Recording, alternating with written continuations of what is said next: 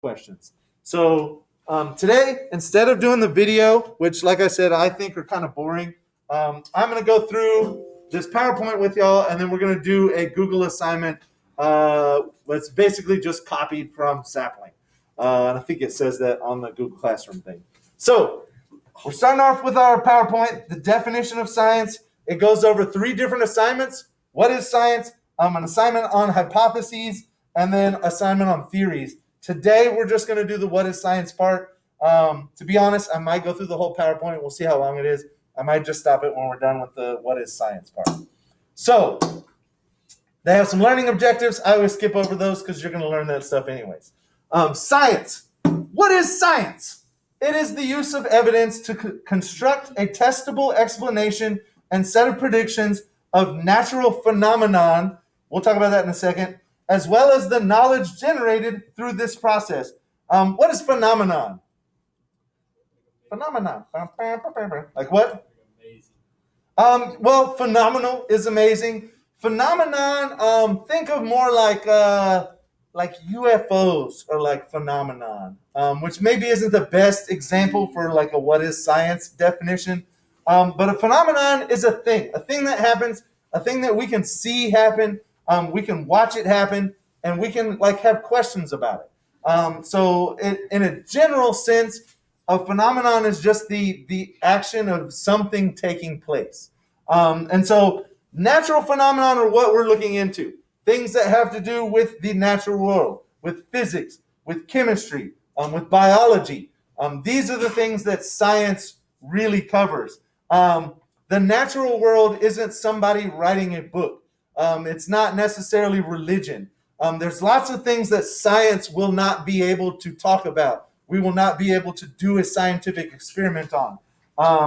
So the natural phenomenon part is really important because it sets limits for what science is and what it can do. They mentioned the National Academy of Sciences here. They could list a lot more. We have a lot of different bodies of science. There's biological organizations. There's chemical organizations. In fact, there's the National Chemistry Association, NCA. There's several more. They send me emails all the time, but I'm not like a chemistry major. I'm not super into chemistry. I really like it, but I'm not going to do it on my free time, to be honest. So I'm not a member of any of those. Maybe I should be. Maybe I shouldn't be saying this on video. Someone's going to take this video and be like, Mr. Bailey hates chemistry. No, I don't hate chemistry. I like it. It's just not what I'm going to do in my spare time. But what are we trying to do with this natural phenomenon? We're trying to explain it. We're trying to give you a reason that it happens the way that it does. And if we explain it well enough, we can predict how it's going to happen in the future or how it's going to affect other things. Those are the 2 things we really want to do, explain and predict. Along the way, we're going to gather some knowledge. We're going to take the knowledge that we get through experimentation, through observation, and we're going to compile it and hopefully at the end, share it with other people so they can learn from what you're doing and we can all kind of get smarter as a whole. So you're looking for that body of knowledge. You're looking for the process of doing science. Now, certain questions that science cannot answer because they can never be tested experimentally. So like things like religion. Anytime you get into religious questions, and that's one thing that has always frustrated me and probably a lot of other sciences. There's this common belief out there, and I don't know who really spreads this because we kind of teach all about science in school. There's this common belief that a lot of people hold that science is the antithesis to religion, or science is trying to disprove religion. And really, if you ask us, that's not the case at all. It can never be the case. Science can never disprove religion. It's a belief system. It's not something you can test. It's not something you can experiment on. There just is no real crossover as far as one being against the other or vice versa. It's just not a thing that happens. Science is concerned with what it can prove and what it cannot prove. And when it comes to religion and what you believe, that's not really a realm of science. And so you're going to see that in some of the questions.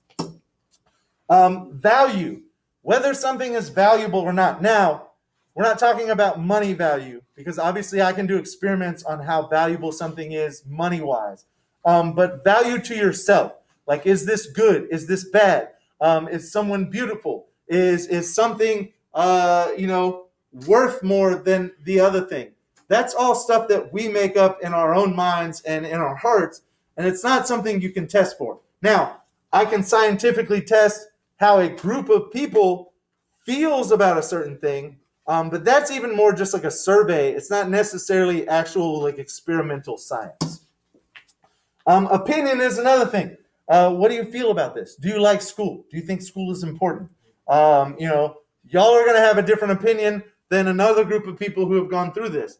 I'd like to point out, no matter how much you hate school, and no matter how much you think that it may not be valuable, or you're not going to use this, or you're not going to use that, almost 100%, every single adult who's already gone through school, all of your parents, everyone who makes and sets the rules agrees that you all need to be here and you all need to learn this stuff.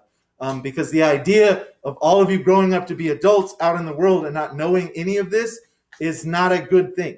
Nobody wants that. Nobody wants a bunch of, for lack of a better term, ignorant adults not knowing the world that they live in and the consequences they have for doing different things. And so that's why, as a whole, almost every country in the world says, hey, we're going to take the young people and we're going to essentially force you to be educated to a certain point. And then once you get to be adults and you've gone through this, we can release you out into the world and hopefully you won't cause too much damage. But education is important. Schooling is important. And make sure that you're absorbing as much as you can and preparing yourself for the adult life. It will benefit you. You may not use all of it. How many of you are likely going to go out there and be chemists? Probably not a lot. But knowing this stuff, understanding how it works, understanding how chemicals work, the things that are in your food, the things that are in your gas tank, how we make the products that you like to use, like video games and cell phones and computers, that is valuable. Just expecting that they will be there always is not a good thing. If nobody learns about it, you're never going to get any better, and we're all going to have like really old technology like this instead of touch screens and nice supercomputers and awesome things that you want in the future.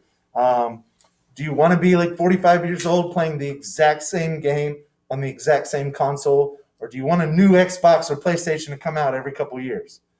You want the new stuff. You want the new games. You want updates. You want better technology, and somebody has to make it. You can't just sit back and expect someone that doesn't exist to just pop with these things and come up with them out of thin air. You got to learn about it. You got to make it better, and maybe one of y'all or two of y'all will do that. Who knows where you're going to go or what you're going to be.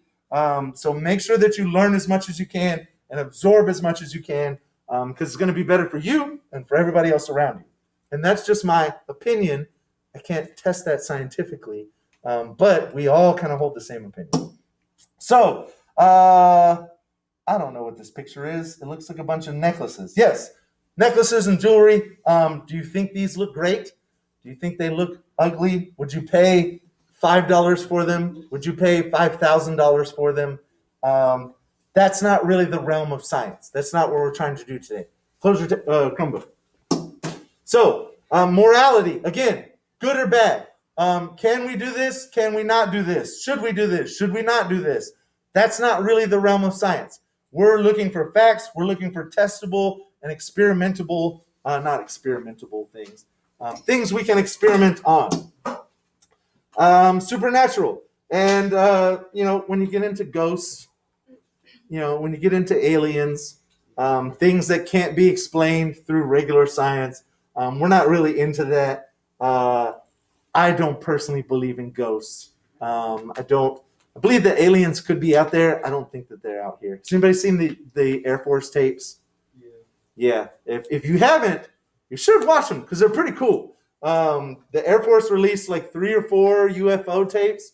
And they're UFOs. They don't know what they were. They were flying, unidentified flying objects. But the Air Force was forced to release them because a couple celebrities got a hold of them and put them out there on the internet. But do I think that they're aliens, like aliens flying around the sky? No. There's some weird things going on in there, but they can probably be explained at some point in time. Maybe a couple years from now, somebody will be like, yeah, that was this. Of course it was this. Huh? All right. Okay. Important to ensure that the topic is within the limits of science, and you'll have some questions over that. I guess that's it because they're going on the hypothesis. So we will stop here for the day because I don't want to lecture on something that you're not going to see today. So we'll stop here for today. Remember, actually, let me leave this up here because this kind of goes through the things that you can and cannot see. So I'm going to leave this up here. I'm going to turn the lights on. If you have any questions, let me know. For the online students, if you have questions, please send me an email, and I will get back to you as soon as possible. And the sapling assignment is on Google Classroom. So go ahead and go to Google Classroom, find the assignment for Monday, and go ahead and get started on it. Lights are coming on.